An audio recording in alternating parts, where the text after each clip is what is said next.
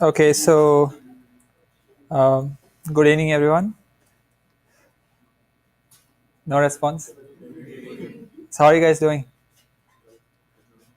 Somebody sitting at the extreme end. Okay, so let's see. I wanted to. So how many of you are still facing issues with the GPU server access? What is the reason?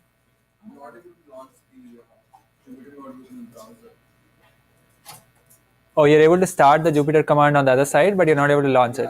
So you need to. Did you set the password for Jupyter? Jupyter notebook password. Okay. Uh,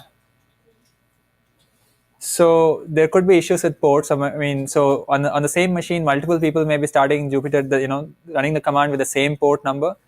Remember, there was a port number, minus minus port is equal to 9,000 something. Yeah, if you start with different port numbers, at least Jupyter started, right? It didn't. Okay, so on your local machine, you need to run that SSH tunneling command, which was uh, okay. So the tunneling command has also gave an error. The tunneling worked and the Jupyter is working. Okay, okay. Maybe during the break or after the class, we can just see what the issue is. Okay. Yeah.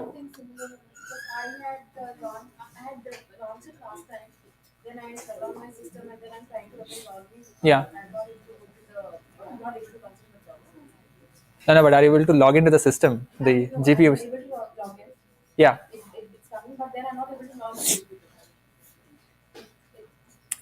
Okay, so I'm not sure what the error is. Yeah.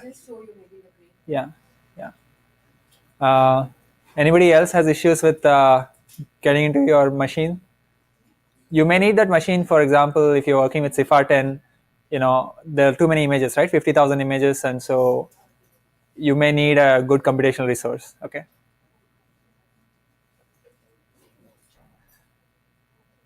Nobody else has issues? Okay, that's good. So for today, we're gonna switch gears. We're not gonna work with images, but we're gonna try to see something about text. Okay. Just and let's see how far we get. Okay. So let's see. So what are the goals for today? The goals are, first we want to understand how uh, objects, things which appear in natural language, I guess processing domain, things like words, sentences, paragraphs, how are they processed in an analytics workflow? So you should at least get away with some basic way of processing words, okay, some basic way of processing text. The second thing is we'll understand some of the shortcomings. I mean, we'll really not go into the details of these, but we'll see that some of these methods that you might be aware of, like naive-Bayes classifier or something called latent digital allocation for topic modeling, they have some issues with them. So we'll actually go into the details of these two methods, for example. So this should be a recap for some of you who have seen these techniques, and for those who have not seen it, we'll go through it. So definitely ask questions during that time. Next, we'll see that CNN can also be used for an NLP task. Okay, so in particular, the task is sentence classification, so which is the same as essentially sentiment analysis. So you have been given a sentence, you want to figure out what is its sentiment or which class it belongs to, maybe positive or negative. Okay, and the last part is going to be this notion of embeddings. Okay, and something called Word2Vec, which came about in 2013, 6 years ago, and there are other variations like that. So these are called embeddings, and we'll try to understand, what are these and how will they help us. Okay.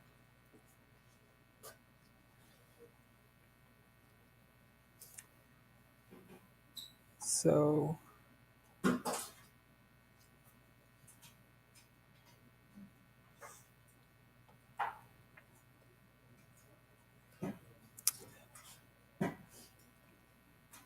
it's not good.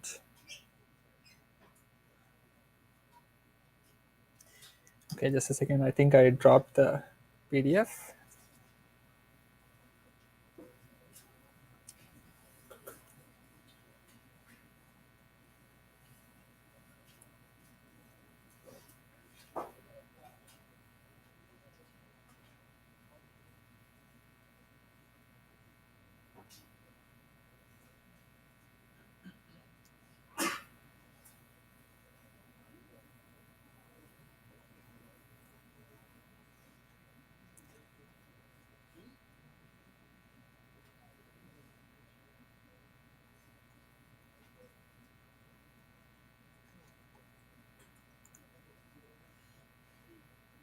Okay.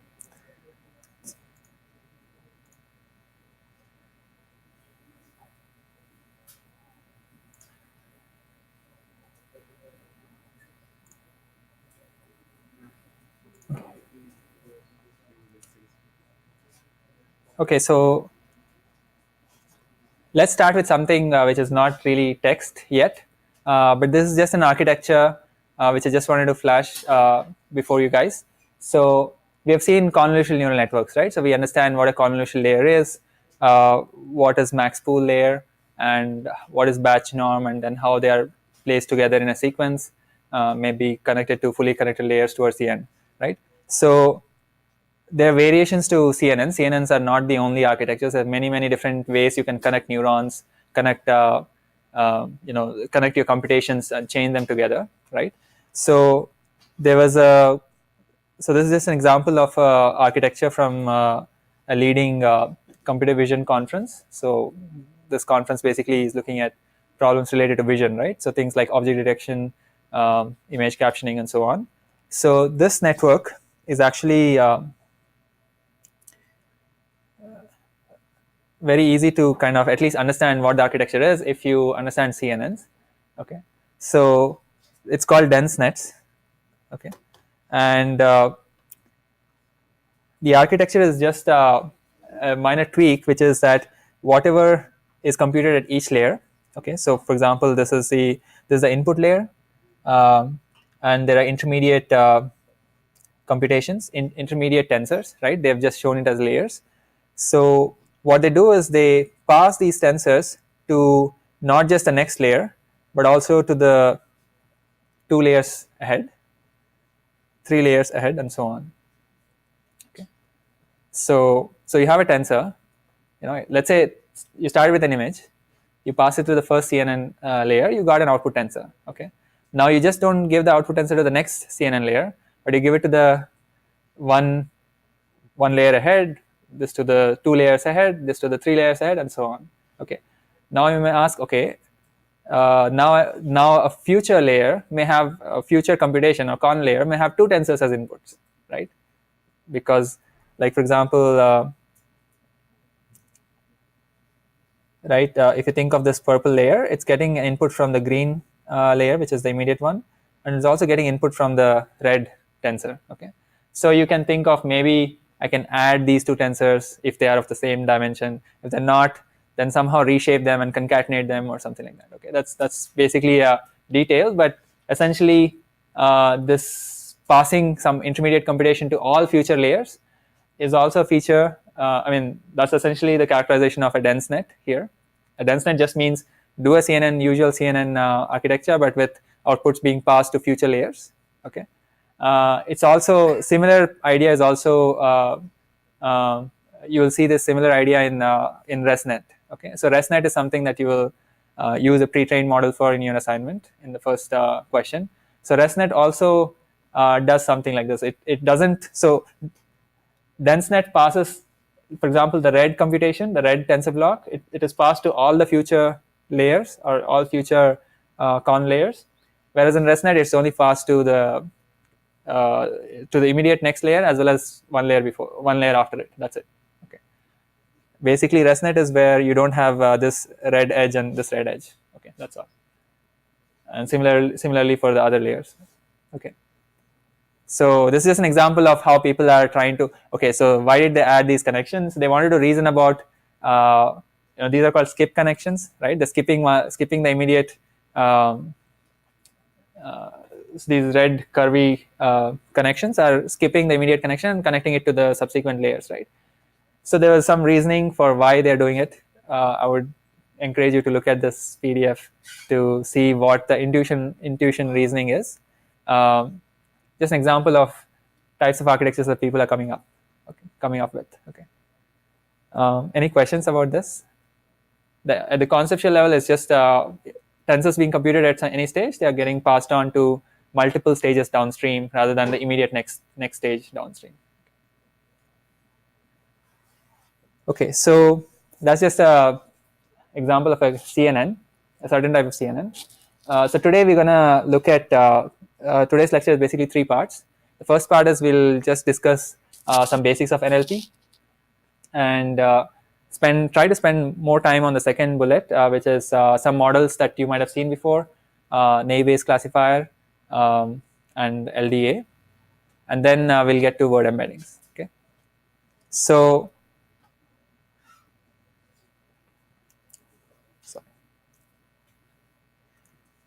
how many of you have actually done some natural language processing task before?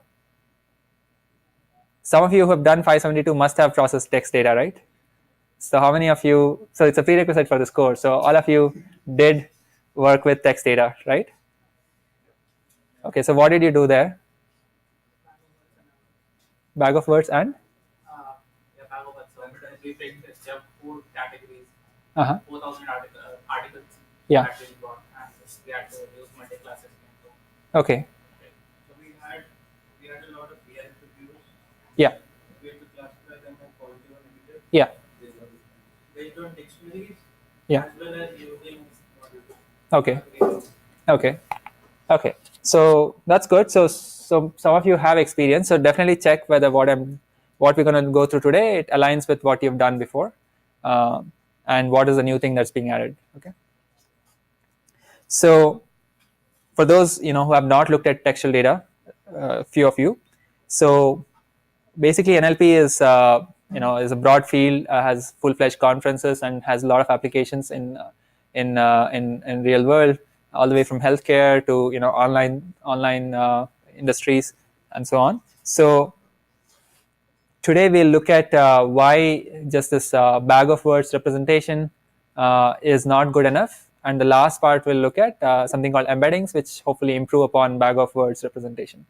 Okay, so let's see. So just to, before I get to the models part, here are some motivating applications. So the one straightforward application, I guess most prominent application, is machine translation. So you have 2 languages, and then can you translate information from one language to the other? Okay, so there are successful products, Google Translate, maybe others as well.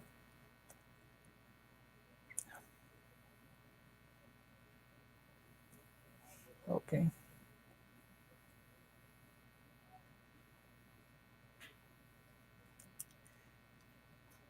Okay.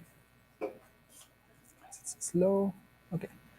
So there's also new other applications that you might have not have seen, and it's not clear at this point how to solve either machine translation or this problem, which is query answering. So you are basically given a corpus, and you can ask queries to the corpus, for example, like this, and hopefully the machine can answer, get the right entities and see which entities or which part of the text corpus is the right answer to your question. Okay.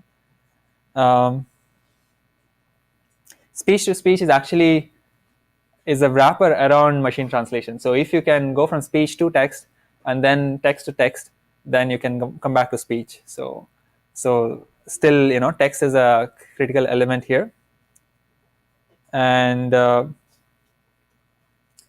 another, okay, didn't come up.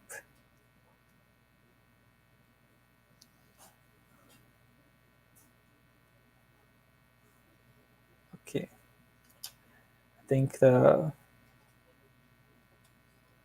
let's see.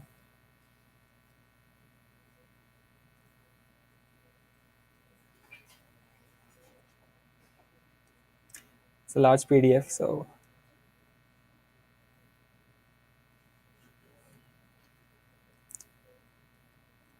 Okay, let's see what's happening.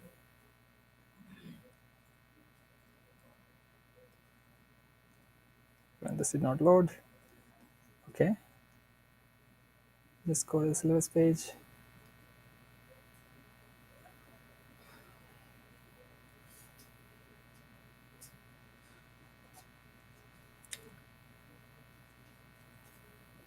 Okay, let me use this for some time.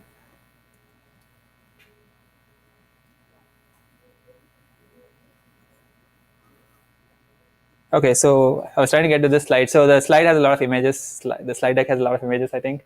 So, okay, so let's see. Okay, so here the input is not a corpus, but actually a bunch of images, and then you can ask questions pertaining to things in the images, and hopefully a machine can answer that. Okay, these are some really out of the reach questions, right? Out of the reach machine learning tasks, but it's possible thanks to neural networks and a few other advances. So here are some harder text problems where even humans may find it difficult, right? Um, uh, for example, he kicked the bucket. Does it really mean that a bucket was kicked, or is it like they passed away, right? So there are different interpretations to text. So there's still ambiguity even for humans. So this task is definitely difficult. So let's directly start with some models that we are aware of. So the models that we know, here are a few. Naive-Bayes classifier uh, for classification, Markov language model to generate text, okay, latent Dirichlet allocation, which is an unsupervised learning task where you're trying to essentially cluster your documents or get a representation, get an idea about what this document means, okay, and and then the last two are also classifiers. And in fact, we'll try to directly talk about CNN classifier because we have seen CNNs in the last lecture. Okay, and one of the features about at least the first three, I mean, include in the first four, will be that they use some very uh, simple representations of words. So if you want to process words, then you have to convert them to numbers, and so that process is going to be something that you are already aware of, essentially bag of words type of representation. Okay, so let's actually look at Naive-Bayes spam filter. So let's see. See, how many of you recollect what Naive-Bayes classifier is? Okay, so think of it this way.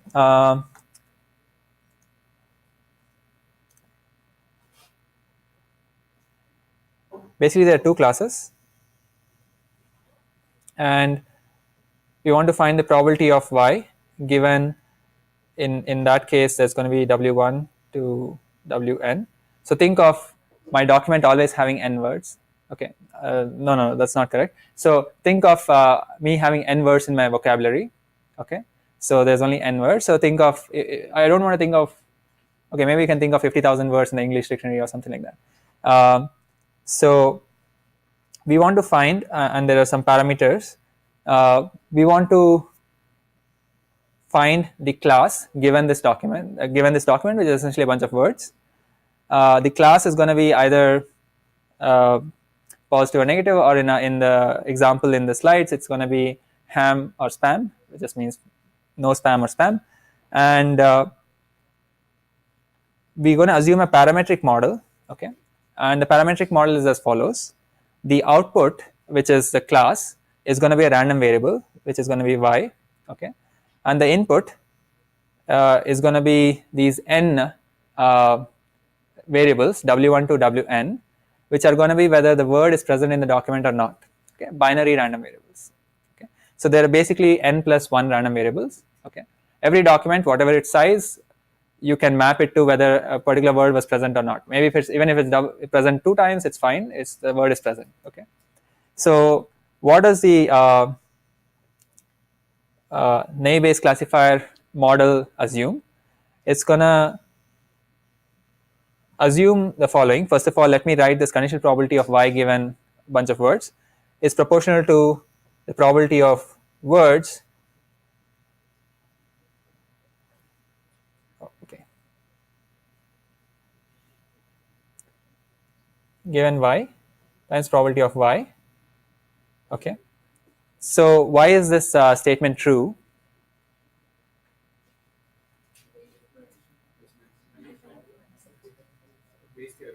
Bayes theorem.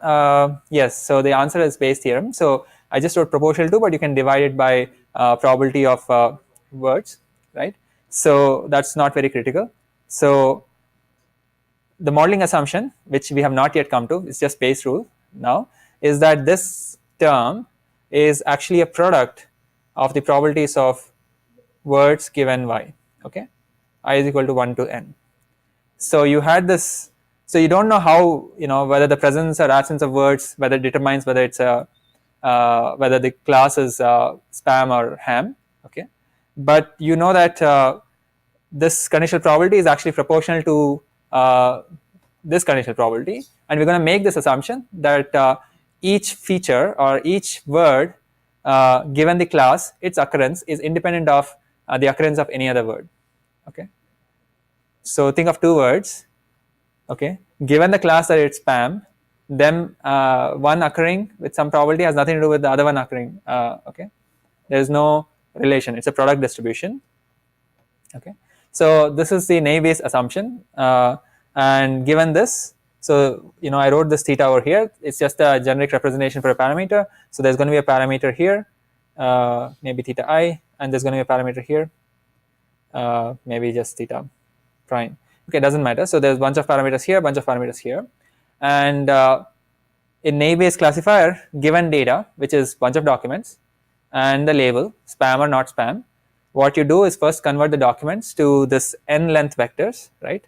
This n length vectors, where maybe in the first document, maybe few words are present, few words are not present. Okay, so this is going to be n cross 1, and there's going to be a label, maybe it is spam, so there's a binary value. So you'll have a bunch of observations like this, and you can actually, from this, what you do is you estimate this probability of wi given y. Okay, whether the ith word in my vocabulary, what is the probability that it will appear given the class is 1. Okay, so this you can just count the number of times the number of observations in your data which was spam, and in those observations how many number of times did the word appear. Okay, that's going to be this number. Okay, this is just a number of times wi appears and y is spam divided by number of times y is spam. Okay, something like this. And so you can compute this guy, and this probability that y is spam, it's a marginal probability, right? So if you have n observations and 50% of them are spam, then the estimate of p of y is just one half or 50%. Okay, so once you have this number, and once you have these numbers, these estimates, right, then you can predict the probability for a new document. For a new document, we'll have different w1s and different w0s, right? So you can predict the probability by just multiplying these numbers and seeing whether the probability value is close to 1 or 0. Okay, if the probability value is close to 1, then you just classify it as spam. If it's not close to 1, if it's close to 0, then classify it as not spam. Okay, so that's naive Bayes classifier in one slide. I know I was a bit fast for people who have not seen this, but people who have seen this, it's like too basic. Any questions? Yeah. So, basically, for example, that estimate you explained. So you will find out all the classes that are having 1. Among those, you will find which are the set of criteria that are matching within that one, right? That's gonna be your that's gonna be your that's your objective to find. Yeah. So let me actually just show it to you. I mean, I was just trying to write this in thing, right? So basically, you want to find the probability of x. X is wi there in my notation. So you just want to find the probability that the word is present or not, given y. Okay, given y. So let's assume that y is spam. Then you just are counting the number of times the word is present and y is spam divided by the number of times y is spam. Okay. So you actually have to compute this for both when y is not spam. When y is not spam, number of times w occurs as well. Okay, you may need that number, the two numbers. You can compute them. So you can change y is equal to 1 or 0, and then you'll get two different numbers here, two different ratios.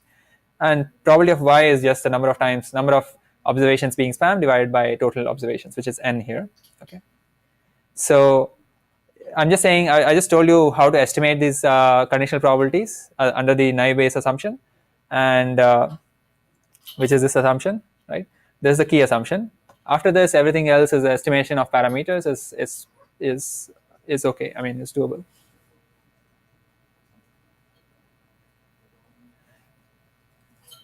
Okay, so but this is a way to also think of what naive Bayes classifier is saying. So I told you these are random. We are going to think about features, and features essentially are presence or absence of words, and the outcome as random variables. Okay, and so the way the random variables are related to each other, w1 to w1 are random variables. Y is a random variable. This is I can't write on this, I think. Yeah. So y is the spam, the blue blocks, blue circle is also a random variable, and the way the random variables are related is drawn through these connections, these black edges, is a way to say that, given that random variable spam, all these are independent. Given that top circle, all the edges given just means you delete that, essentially that random variable, and then everything else is like separated out. If it's not given, then they're connected. Okay, so that's kind of a graphical intuition of what the assumption means. So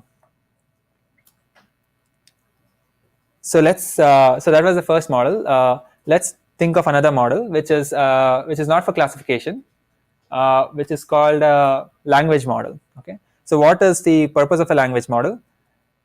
A language model is trying to, its objective is to generate text. Okay,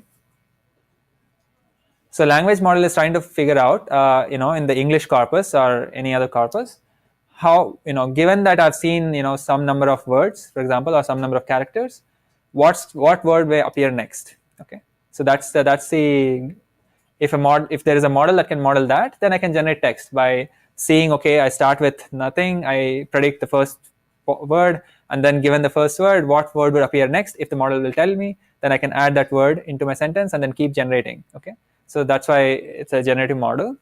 And a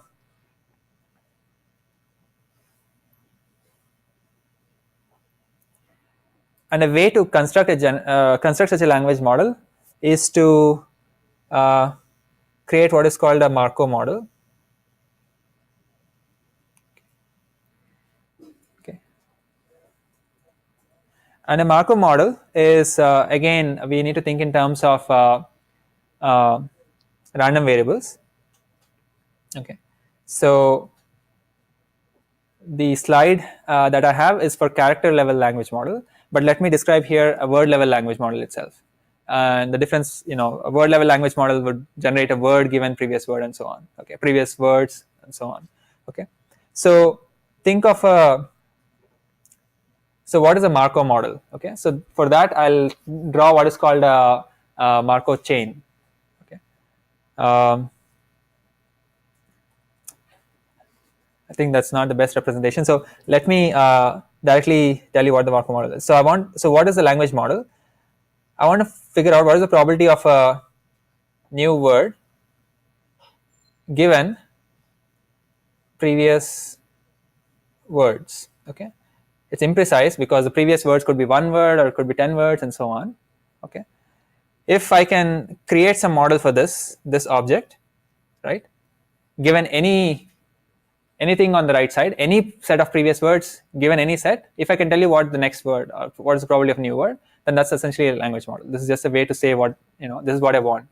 Right, now a Markov model just means that if I have 10 previous words, I don't want to look at all the 10 words. I want to say that my new word just depends on the previous 2 words or previous 3 words. Okay, so that's a Markov assumption, where we are saying that given the previous 2 or 3 words, everything, all the words that appeared before it are irrelevant. Okay, so think of it this way. So probability of word, maybe 11th word. Okay, given the 10th word, 9th word, as well as, I guess, first word, I'm going to say this is exactly equal to the probability of the 11th word given 10th, 9th, and maybe 8th. Okay, So this is like a truncation assumption. I'm just saying that a lot of things which have happened in the past, or a lot of words that appeared in the past, have no bearing on what I'll predict for the next word. Okay, that's a very simple assumption. That's called the Markov assumption, and I guess this under this assumption, a model that I'll come up with for the language model is called a Markov model. Okay, and the way we are going to come up with this model is also very straightforward. So we'll have a bunch of documents, okay, which will have a bunch of words, right? So word 1 to word n, okay. We'll have many such documents, document A all the way to many of these guys. Now, for under the assumption in the previous slide where I said only 3 words are enough to tell me what the next word is, I'm going to see for every 3 words,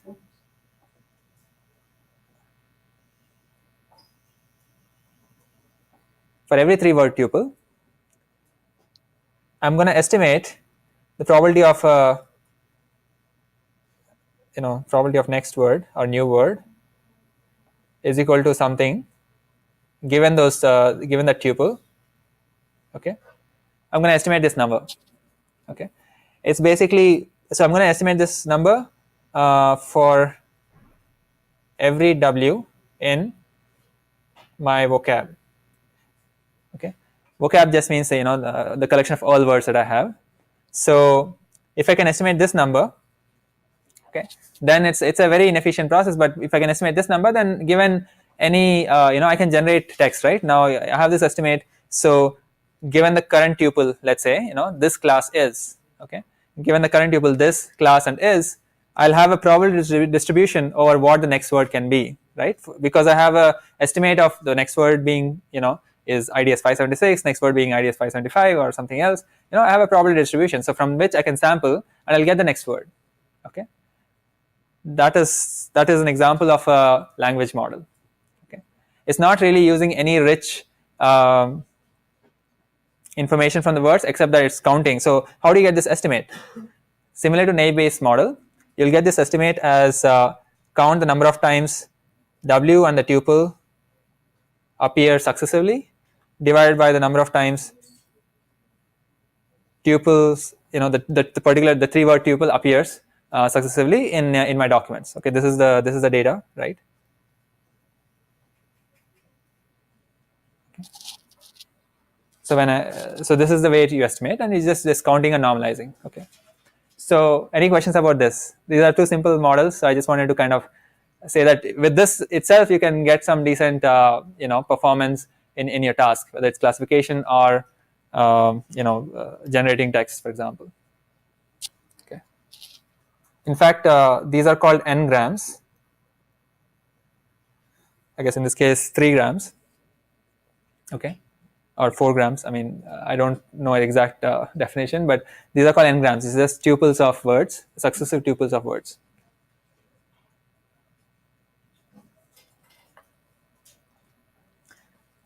So now what I want to, so that was just a warm up actually to get to the more interesting model, which is latent digital allocation. So how many of you have seen latent digital allocation, topic modeling before? Only 2? How many of you have seen it but have forgotten topic modeling? So in topic modeling, what type of models did you guys use? Or did you have a name for a model for topic modeling? Okay.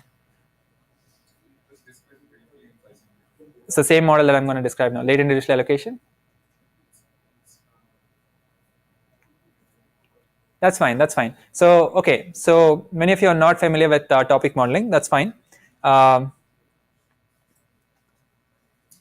let me, let's go through together, right? So this is a little bit more interesting model, and the reason why those 2 previous models were warm-ups was because you need to understand the notion of random variables really well to understand what's going on here. Okay, so what are topic models? Topic models are belong to the class of unsupervised learning models, unsupervised learning techniques or procedures, and they are tools to understand large textual data sets. Okay, you just want to understand if you have okay, this doesn't work on the slides. So you need to understand what does this corpus that you have, a bunch of documents, maybe SEC filings or large reviews or a bunch of essays by students. I want to understand what's happening in these documents, and I don't have time to read all of them, let's say. Then you want to make inferences about the content of these documents. So maybe certain documents are about certain types of things, like maybe computers and hardware, and certain documents are about something else, like culture and other things, music, right? So I want to get such an intuition, such an idea by doing a processing on these documents, okay? And and here's an example application, right? So in information retrieval or document summarization and classification, you go in a new document, you want to understand what is the composition of this document. Is it about weather, or is it about finance, or is it about sports? Okay, and this is done in a completely unsupervised manner. Okay, and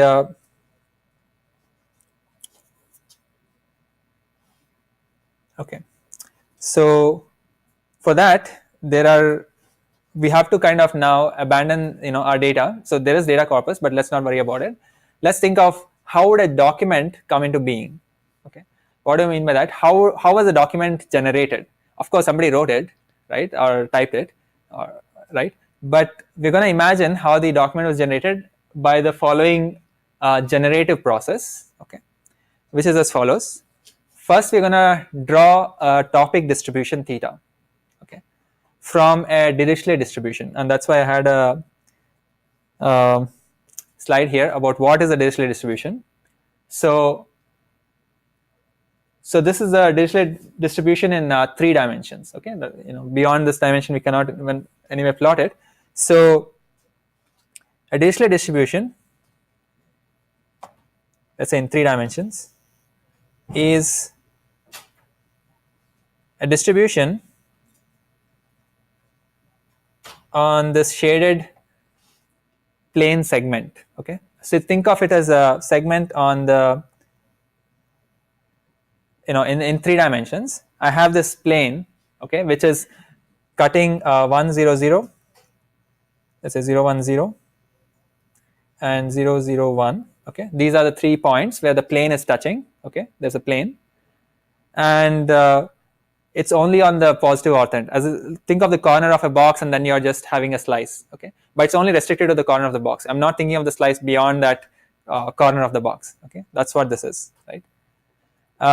So a Dirichlet distribution is just a distribution over the points in this plane on this segment. It is called a simplex, but that's not very critical. So this is a region in the space, and Dirichlet distribution is a probability density function on this space. Okay, just like a normal distribution is a distribution, a probability density function over the space, which is like minus infinity to infinity, right? Similarly, for a restricted space, there's a distribution on top of it. You can kind of imagine some sort of a blob on top of it, right? Some sort of a blobby thing on top of it. It's like a distribution. The probability that probability of this region is going to be something, probability of some other region is going to be something, and so on. Okay, so if you draw a sample, okay, from this distribution, which is a distribution over this plane segment, okay, that sample is going to be a vector. Okay, it's going to be a vector. It's going to be 3-dimensional vector. Let's call it p1, p2, p3. Right, because it's a distribution on a restricted part of the 3-dimensional region. Then of course the number I'm going to draw, not the number, but if I draw something, it's going to be a vector, okay, with 3 numbers. But the nice thing about this restricted region is that these 3 numbers are, first of all, they're positive, okay, and they sum to 1. This doesn't imply that, but p1 plus p2 plus p3 is equal to 1. Okay, it's just a nice thing about being on this plane, this particular segment. Okay, the numbers sum to 1 and they're positive, which essentially means it's a distribution. Okay, it's a probability mass function. Okay, so Dirichlet distribution, if you draw a sample, it's a probability mass function. Okay, so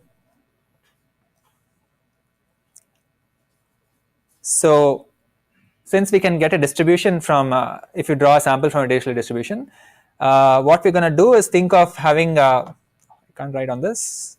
Let's see if that did that other app. Okay. No.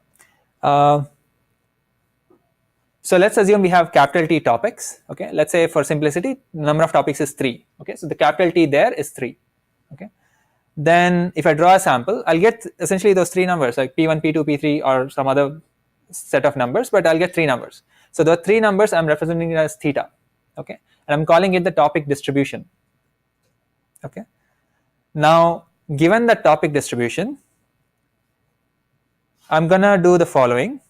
Let's say my document has n words.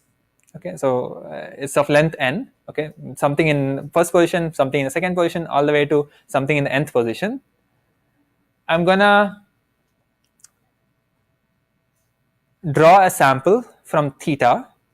Okay, I just told you theta is a probability mass function, right? I'm going to draw a sample from theta. Okay, that's going to correspond, if t is equal to 3, then that's going to correspond to either 1 or 2 or 3, right? It's a probability mass function on three coordinates. One of the coordinates is going to be correct. One of the coordinates is going to be the realized sample, right? So that realized sample is representing the topic, and that's going to represent the topic for the ith word. So I'm going to repeat this n times. For the first word, I'm going to draw something from theta. Okay, that theta may correspond to 1 or 2 or 3. Something from the theta may correspond to 1 or 2 or 3. Okay, if it corresponds to 1, then the first word is going to be of type topic 1. Okay, for the second word, I'll draw again from theta. Okay, it could be 1 or 2 or 3. Let's say it's again 1. Then the second word is again going to be of topic type 1. Okay, and for the third word, again I draw a sample. Maybe it's 2 this time. Then the third word is going to be of topic type 2.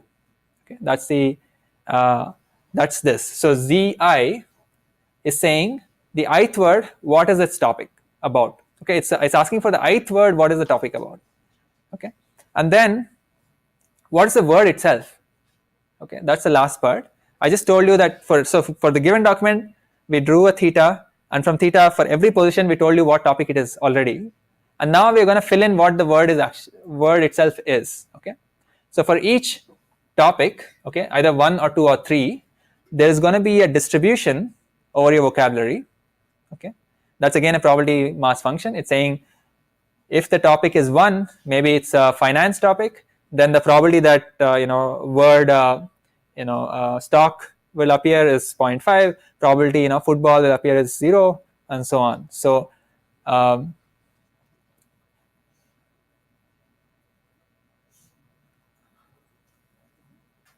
so that's represented using this is a mouse. Okay, that's represented using this vector beta. Okay, so think of t as 3 for in our running example always. So there are 3 beta vectors or probability mass functions, which are essentially a distribution on words. Okay, and I just need to now to generate a document. Remember, that was the goal. How did a document get generated? Of course, the way it's being generated in this modeling world is that we first draw theta. Then we assign for each word what topic it is, and then we assign what word is actually from the topic. Okay, and the last step is what I'm describing. So the word from the topic is, if I had a distribution for the topic, then I'll draw a word, and whichever word appears, that's the word, I'll put it over there. Okay, then you can see that this collection of words has really no semantic meaning. There will not be any grammar there. Okay, so LDA has no idea of grammatical structure. Okay, so it's essentially like a bag of words. So is the generative process clear? So any questions about the generative process? Yeah. So remember, I said there is a Dirichlet distribution with 3 parameters. Let's say alpha 1, alpha 2, and alpha 3. Okay, it's called alpha. So Dirichlet, so it's a distribution, right? It'll have some parameter. I'm just representing it as alpha. Okay, just like a normal distribution's parameters mu and sigma, this has a parameter. From this, I'm drawing theta. Okay,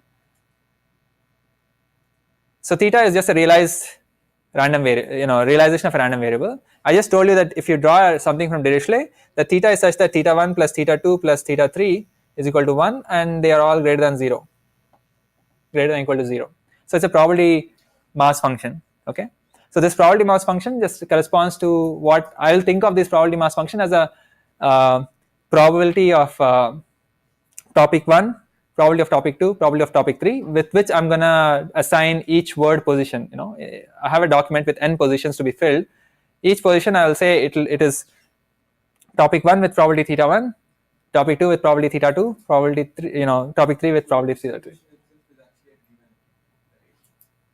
Theta is generated for a document. So I told you in the slide, I was just telling you how do I generate a document, a single document. Okay, Dirichlet with the parameter is given to me. That's the only thing given to me. I mean, that and something else is given to me. I'll tell you what the other part is. So alpha is given to me. Nothing else is given to me. I'll first generate theta. Okay, it's a sample from this distribution.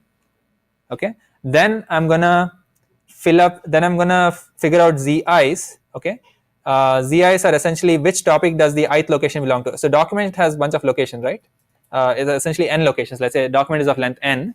So I'm just saying that the ith location, what topic is it? Is it finance or music or books? Okay, not sure. So let's say theta 1 corresponds to the probability of it being finance, theta 2 belongs to probability that is music, and theta 3 that it's probability with that probability it's books. Okay, so first I generated theta, then I'm assigning each location as which topic it could belong to, and then I'm actually filling the word in that location. Okay, how am I filling the word in that location? For that I need another parameter, which is not parameter but another object, which is essentially did I use this beta? Yes, beta j. J is equal to 1 to t. In this case, t is equal to 3. So I'll have 3 vectors. Okay, so think of this beta j1. So let's say in my vocabulary I have 50,000 words. Okay, beta j 50,000. Okay, so each of the beta vectors, there are 3 such vectors. One vector corresponds to one topic. Okay, and let's say for the finance topic there's a vector which is 50,000 in length, and the numbers in that vector correspond to the probability of each word.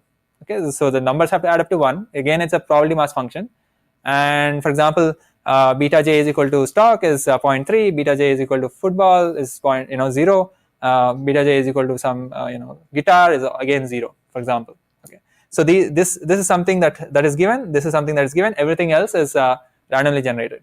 Okay, any other question? Yeah. So theta, each topic model, let's say theta 1. Yeah. It itself is a distribution, or it has been separate from the distribution? So for each document there's a different theta you need to draw. Okay. First of all, we haven't even attached to the document part yet. I've just told you so far how did I generate a document from this model. Okay, for a single document from this model. If the document had n words, and if I was given alpha and beta, first I would draw theta and then assign each word to a topic and then figure out what the word is. Okay, that's how I would create a document. Okay, that's called a generative process. And if we have time in this course, we'll talk about graphical models as a way to talk about generative modeling. But now, so this was a generative process to generate a document. Okay, but that's fine. But I have hundreds of documents with me, and I want to understand the documents, right? So what you do next is, given the documents, you want to infer what would be the most likely parameters here. What would be the most likely alphas, betas, or maybe even z's? Okay. That's the inverse problem.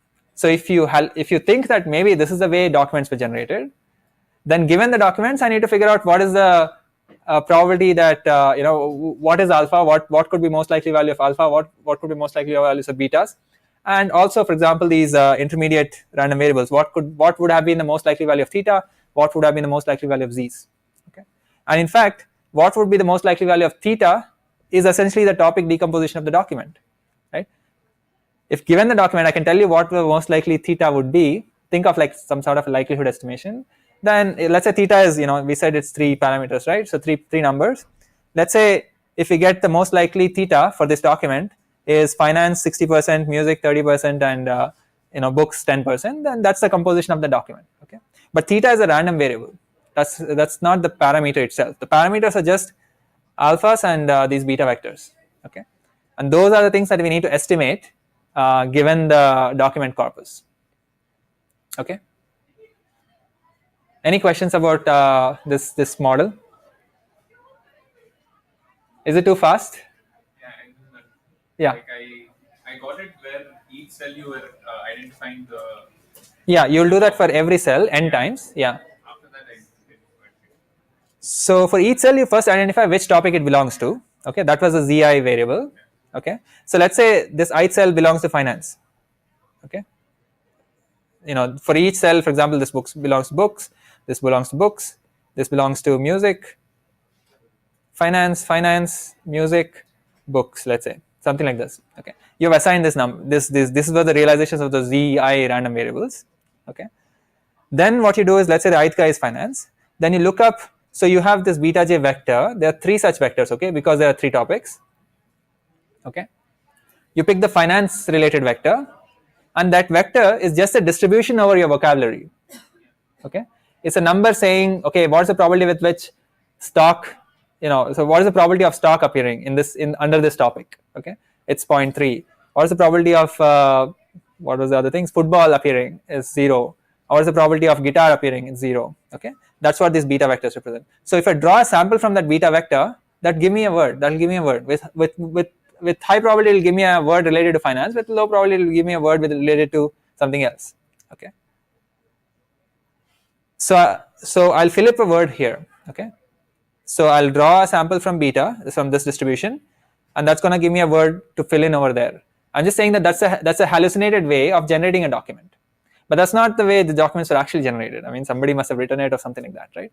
Now under this model, I'm saying that there's a way to, given the documents, now do the inverse process, just like in regression or any supervised learning. Given the data, you're inverting, figuring out what the parameters are. So here you need to figure out what the parameters are. The parameters are going to be this alpha and these vectors. So literally, you need to figure out what are these probability numbers in each location here are. Okay. And one thing I kind of I want to bring that complication in right now is that when you do this procedure, there is no notion that something is a finance vector, something is a book vector, something is a music vector. Okay, you will try to infer alpha, beta, assuming there are 3 topics. Okay, you don't know what topics are, what the topics actually mean, semantically meaning you don't know. Okay, given the corpus, you are assuming that there are 3 topics, and you will do some procedure. You will come up with an alpha and a beta, alpha and these beta numbers, vectors. And then you look at them, you'll kind of look at what are the most frequent words in the first beta vector, what are the most frequent words in the second beta vector, what are the most frequent words in the third beta vector. Maybe from there you can say that, okay, something is related to finance, something is related to music, something is related to books. Okay, that's a detail that that's needed. Okay, otherwise there is no semantic meaning here. Okay, and actually we can't go into the detail today, but there is a pretty interesting way to estimate these alphas and betas. Okay, it's not easy. In my 575 class, I talk about expectation maximization. Okay, EM algorithm as a way to work with problems where you cannot just maximize likelihood directly. Okay, so that's something which figures into the way to estimate alphas and betas here. So if you've not heard about it, there is a link on the syllabus page which has a really good explanation of how to infer these parameters in this latent Dirichlet allocation model. So have a look at it, but it's just additional reading. Okay. Any other questions?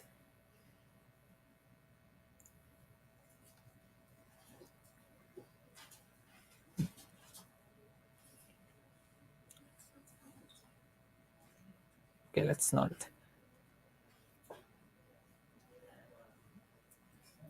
So now we're gonna switch gears, and those were just to get warmed up about models, but which really did not which really did not exploit anything about the words. Okay, there's literally bag of words representation. There was no semantic meaning for the words themselves. Okay, it was just like counting words and so on. Now, what we'll try to use, and this is going to be like a teaser to something that we're going to study next, which is the notion of embeddings, right? Word embeddings. So we'll see a particular classification problem, which is the sentence classification problem, and we're going to use a CNN here, and it's going to use what are called word embeddings. So it's like a teaser to something that we're going to study later, but let's assume away what word embeddings are for the next couple of slides. Okay, and I'll describe where what do they mean, where do they appear, so that we know exactly what is the component that we have not studied right now. Okay.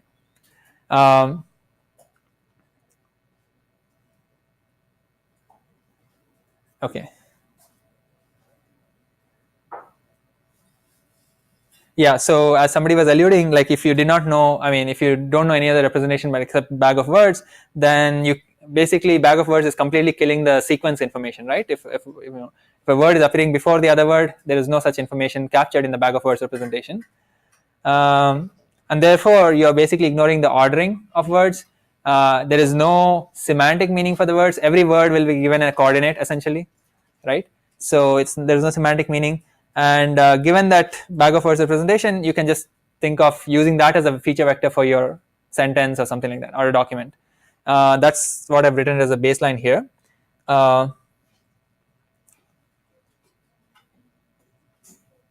This this baseline too is essentially things like TF-IDF, so term frequency, inverse document frequency ideas. They also kind of manipulate, once you get words in a, once you know which words appear in a document, you kind of look at counts, renormalize in a certain way, and essentially think of that as feature vectors. Okay, so that's all I mean by baseline 1 and 2. So that let's directly get to what a CNN based classifier would look like. And for that, you need to kind of remember, it is just a simple slide, but you want to remember what the convolutional operation does. Okay, so in this figure, I'm just showing input tensor. So just think of input tensor has no depth, so it's just one matrix. Okay, and my filter size is 3 cross 3, and so the output is going to be 3 cross 3 if I don't pad, right? Okay, and if my stride is 1. Okay, and here is just showing the computation for one example. Okay, that's one CNN computation. You do it as you keep sliding the filter, and you get other numbers. Okay, this is just a recall of what the convolution operation is. Any questions about convolutional operation before I get to how it's used for sentence classification? Okay. So what were the two properties? So this again a recap. What were the couple of properties that were being used when we were using this convolutional layer in an image data set? Okay, the first property was the notion of local invariance, whether a certain pattern appears in the top part of the image, the bottom part of the image, slightly tilted. Ideally, we should still be able to detect it through these convolution operations. So whatever output numbers are, they should be roughly the same for some filters, for example, even if the pattern is in the top right, the bottom right, and so on. Okay, and the second thing is notion of composability, that maybe the first level CNN filters are detecting edges and smaller simple patterns, and later on the layers, this convolution layers, are detecting more complicated patterns. And we kind of discussed this when we were looking at debugging CNNs, right? We were looking at what pixels, what input patterns would excite a neuron the most, and we saw some sort of higher level patterns, right? So those are the two things that kind of are the intuition behind constructing a CNN architecture. Okay, in addition to parameter sharing, reduction in parameters, and all that. So the first thing we're going to do is let's say we are doing sentence classification. So given a sentence, classify it as positive or negative. We're going to represent a sentence as a matrix. Okay, how can I represent? So I have words, sequence of words. Okay, so each word in that sentence is going to be a row in a matrix. Okay, so I'm going to preserve the order of the words. If the first word of the sentence is going to correspond to the first row, second word of the sentence, second row, and so on. Okay, so there's some order relationship that at least I'm maintaining. What will be the entries of that matrix? Okay, will be the discussion of Word2Vec and word embeddings. Okay, let's say there are some entries in that matrix, or for simplicity, you can think of the entries to be even the bag of words representations. That word, if the word is there, then you indicate that some coordinate in a one-hot encoding representation is 1, for example. You can think of that way. Okay, and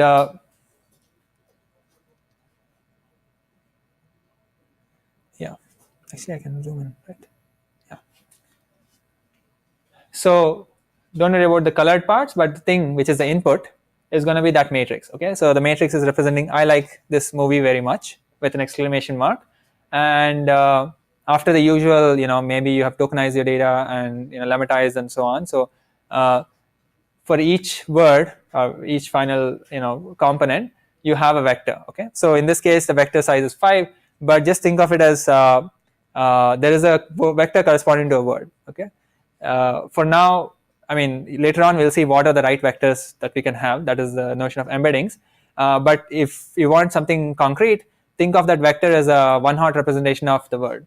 Okay, so if your vocabulary is of size, in this case it's not size 5, but if your vocabulary of size 10, then you would have a 10 length vector where the word would be just which coordinate, in the vocabulary, which coordinate the word corresponds to, that coordinate is 1. Okay, so that's the input. So input should be crystal clear. Next, what we're going to do is okay, we're going to apply some filters. These are going to be convolutional filters. And the curious thing about, so first of all, we don't have depth. Okay, input doesn't have depth here, right? And the second thing, the convolutional filter that I'm going to choose will be such that it's one of its dimension is going to be the number of columns of the input. Okay, so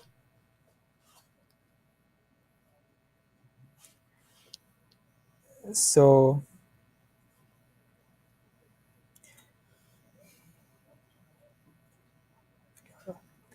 let's say this is the input. Okay, it has five columns, right? So my convolution filter, let's say, is of size 2 with 5 columns. Okay, 2 cross 5. The input was 1 2 3 4 5. Okay, let's say 7 cross 5. Okay, this is my filter. Okay, so what can I do with this filter? I can't really move it left and right because it's exactly matching the input size. Let's say I'm not doing any padding. The only thing I can do is move it from top to bottom, right? So I'm gonna multiply top to bottom with the first one. I'll get some number, right? Element wise multiplication, this with this, this with this, and so on, right? I multiply element wise, add them up together, I'll get a number, right? So that's the first number. Now move it one step down. Okay, on this part there'll be another number, on this part there'll be another number, and so on, right? What is this part, I guess these two, there'll be another number, and so on, right? So you get a output which is, because of the dimensionality, it's only like a vector. Okay, now this filter is trying to actually capture spatial pattern in the input, right? For example, if 2 words appear one after the other, maybe the filter is such that it will trigger and output some high number. Okay, that's the hope. The filter entries themselves, we are going to figure out through backprop and through setting the parameters. That part we anyway have to do. But the hope is that this filter, because it's spatially going from top to bottom or from left to right in the sentence, it's going to capture some temporal or spatial pattern, word ordered pattern in the data, and trigger some, make the output, this output high or low depending on whether you found a pattern or not. Okay, you can have many such filters. Okay, you can have another 2 cross 2, this 2 cross 5 filter, right? You can have many such, maybe 10 of these guys. You'll get 10 different such vectors, right? And not just that, I can also change the filter size. I can have 4 cross 4. Okay, 4 cross 5. I'll have a smaller length vector at the output, but I can have bigger and bigger filters, just like in CNNs. I can have any size filters, right? So that's the convolutional operation on the input. And then what I'm going to do is actually compress this number, this vectors, into a single number. Okay, this is like a max pool operation. So in max pool, you are looking at 4 numbers and setting it to one single number, right? So here I'm saying, okay, I have the slides over the sentence will give me a whole vector. Let me compress the whole thing into one one number. Okay, not compressed, but like think of a max operation or average operation or something like that. Okay, and gives me a single number. And I can do that for, the second filter will also give me a single number.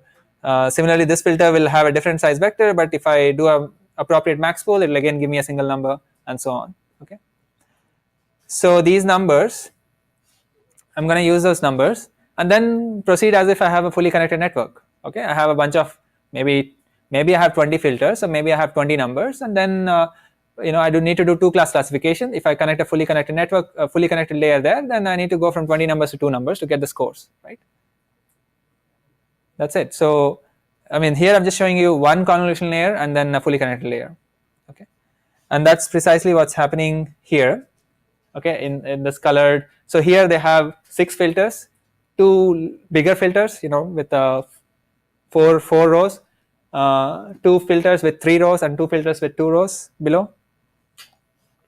Okay, and each one gave an output which is of this size, vector size of length 4, and I'm just picking one number from each one of them, ultimately just concatenating numbers. Okay, so you can arrange it in any way. I mean, so the part which is going on from from these huge blocks, 5-dimensional blocks, to the single vector is just a simple compression going on, some reduction in numbers going on. That's it. And then once you have that, you can, here they're showing a fully connected connection, right, going from 6 numbers to 2 numbers. So that's think of it as a simple weight matrix which gives scores, and then usual softmax, compute the loss, propagate the gradient back, and you have convolutional filters, so they'll have parameters, so update the parameters. Okay, and also the parameters of the fully connected network. That's a use of a CNN for sentence classification. And this model was proposed in 2014, and it's a little bit old, but it has really good performance compared to like SVMs with bag of words, or even SVM with things that we'll study in the next part, which is if you do an SVM with what is called Word2Vec or whatever embeddings, you'll have some performance. If you use the same embeddings and use this architecture, you'll get a little bit better performance. So there are a couple of articles linked on, again, the syllabus page. Where is the syllabus page? Yeah, these 2 links. Have a look at these 2 papers. Actually, they're extremely short, 4 pages or something, and they really don't go into any mathematics or anything like that. They're just saying this is a cool idea and it works, and show. Yeah, any question? So have a look at these 2 links to understand what's the description behind that diagram that I showed. Okay, I mean, I just explained it to you, but you can see it again. Yeah. So what is the use of different filters in that What is the use of different size filters? It's this. Yeah, we are using multiple filters in this. Yeah. So like when we were recognizing image, we were detecting edges, vertical edges, horizontal Yeah. edges. So we were using different filters. But Yeah. in this case, what is the purpose of using different filters? They're also supposed to predict, supposed to capture different patterns, long range patterns, small range patterns. So the bigger filter is looking at a larger part of the input, right? So maybe there's a longer range pattern, like a verb followed by a noun or something like that. I mean, so this is like a whole data driven way where the filters, there's no, I mean, you can post hoc justify what is the semantic meaning of a filter, but here the reason why they have chosen different size filters is just to capture different lengths of the input, and why multiplicity of filters is supposed to capture different patterns. Yeah. And how we are getting this input like in matrix format? Yeah. How, like in image, we are converting it just into pixels, right? Yeah. So how we are converting it to like each word into different. Yeah. So think of this. Let's say my vocabulary size was exactly 5. Then maybe I is the 4th word. Then in the 4th coordinate, you set 1. One-hot encoding of the words. Think of words as categorical variables. Okay. So let's say there are 10 words in my dictionary. I only have 10 words. So let's think of this number of the number of columns to be exactly 10. Where if let's say my sentence starts with I is the 5th word in my vocabulary, then the 5th coordinate is 1 and everything else is 0.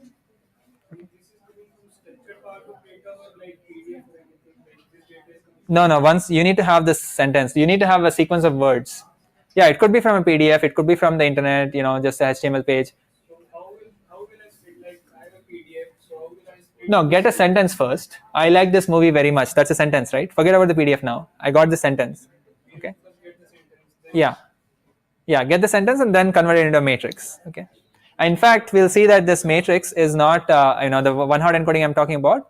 We can do better, and that's going to be immediately right after this, which is the word embedding notion. Yeah.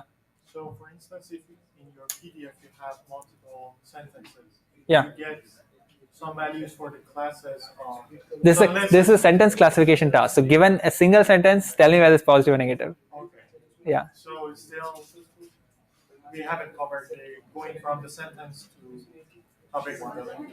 Once we have This is not related to topic modeling. This is a supervised learning task. Yeah. Yeah. So We can go from paragraphs to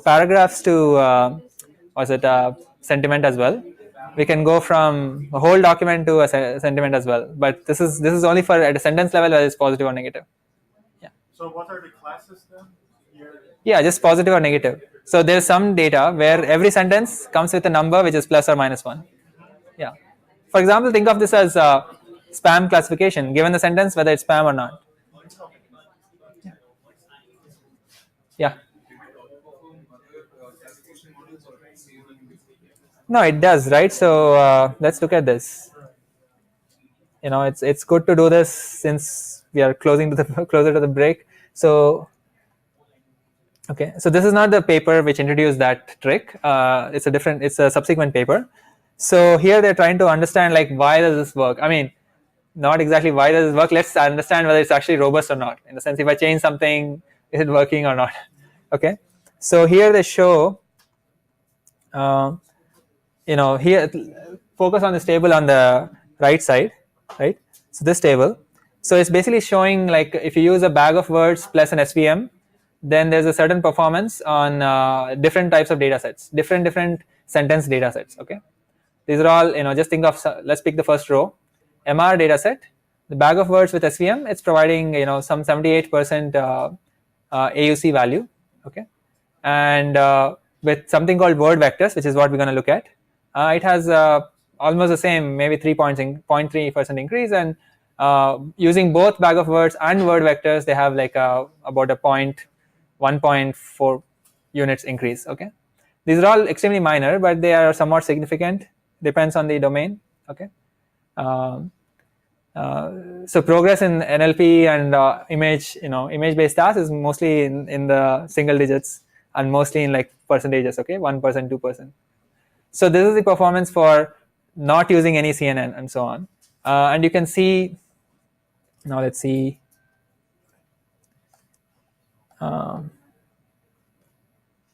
Yeah. So these are the performance figures for.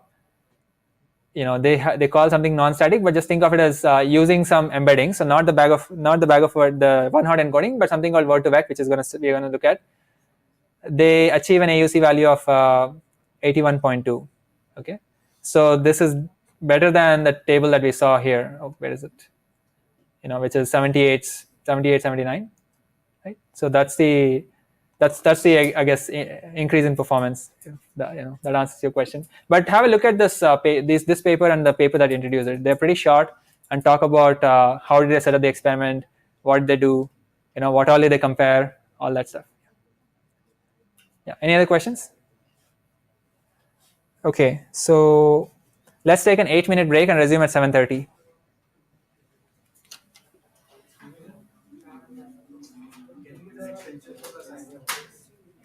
Extension. You said that start the cycle after this lecture. No, start one question after this lecture because we're going to talk about embeddings now.